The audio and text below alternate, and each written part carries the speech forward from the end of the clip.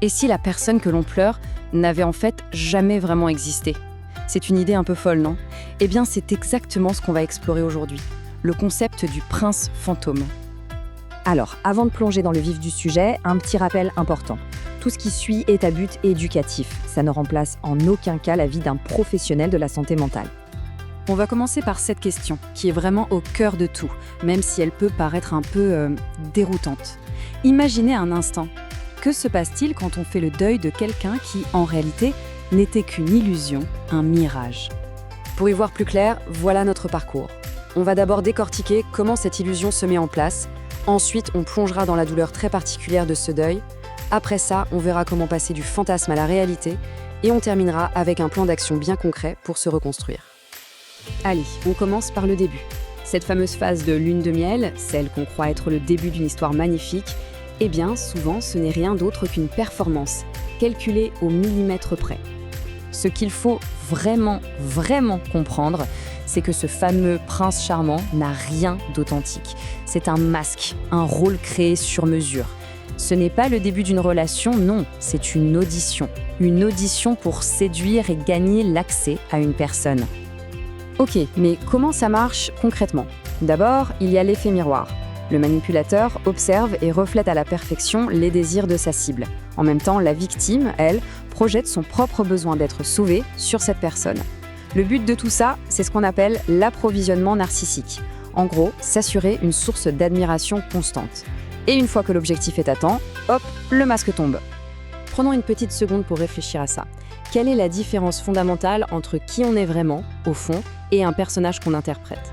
Cette distinction, elle est absolument capitale pour comprendre la suite. On arrive maintenant au moment de la rupture. Et c'est là que tout se complique. La douleur est déroutante, intense. Parce qu'au fond, on ne pleure pas une personne. On pleure un vide. Et c'est là toute la différence avec une rupture classique. Normalement, on pleure une histoire qui a vraiment eu lieu. Ici, on pleure un fantasme, un futur qui n'était qu'une promesse en l'air et une personne qui n'était qu'un personnage. C'est pour ça que la douleur est si confuse. Ce qu'on a perdu n'a jamais été réel. Voilà, cette phrase résume parfaitement le point le plus difficile, mais aussi le plus libérateur. Il ne s'agit pas de perdre une relation, mais une potentialité. Il faut accepter que ce futur imaginé, eh bien, il ne se serait de toute façon jamais concrétisé. Faire ce deuil, c'est aussi renoncer à une sorte de pacte invisible. Vous savez, cette croyance profonde que si on donne assez d'amour, on peut guérir la personne derrière le masque.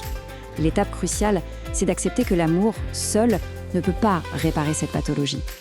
Et cette prise de conscience nous amène tout droit à la troisième étape, un vrai basculement de perspective. Il s'agit d'arrêter de courir après un idéal pour enfin embrasser la réalité. Là, on a vraiment deux visions qui s'opposent. D'un côté, la quête un peu infantile de l'amant parfait qui répondrait à tous nos besoins. Et de l'autre, l'objectif beaucoup plus mature d'un partage du désir avec un partenaire authentique et donc forcément imparfait. Vous savez, dans une relation saine, c'est tout à fait normal. L'idéalisation du début s'estompe pour laisser place à une connexion plus réelle, plus profonde. C'est comme ça qu'une relation grandit. Le truc, c'est que le manipulateur est tout simplement incapable de cette évolution. Il la refuse net. Cette question, elle est là pour nous aider à construire un nouveau modèle, plus sain. Finalement, ça ressemble à quoi? Une relation réelle, mature, loin des contes de fées. Bon, on arrive maintenant à la partie la plus concrète, le plan d'action. Maintenant qu'on a compris tout ça, comment on fait pour avancer et se reconstruire émotionnellement? Voici 3 étapes claires. D'abord, identifier. Reconnaître que le prince charmant n'était qu'un personnage. Ensuite, accepter. Faire le deuil du futur imaginé, pas de la personne. Et enfin, l'étape la plus libératrice, couper. Arrêter d'attendre quoi que ce soit de quelqu'un qui est incapable de le donner. Attention, il y a un piège assez fréquent. L'habitude traumatique peut pousser à retourner vers l'illusion. C'est vraiment pour ça qu'un soutien extérieur, comme celui d'un thérapeute, est si important. Ça permet de valider ce qu'on a vécu et de ne plus douter de sa propre perception. Le but de tout ce processus, c'est de transformer la confusion et la douleur en une lucidité presque chirurgicale. Avec ces outils, on peut reprendre le contrôle et reconstruire son autonomie.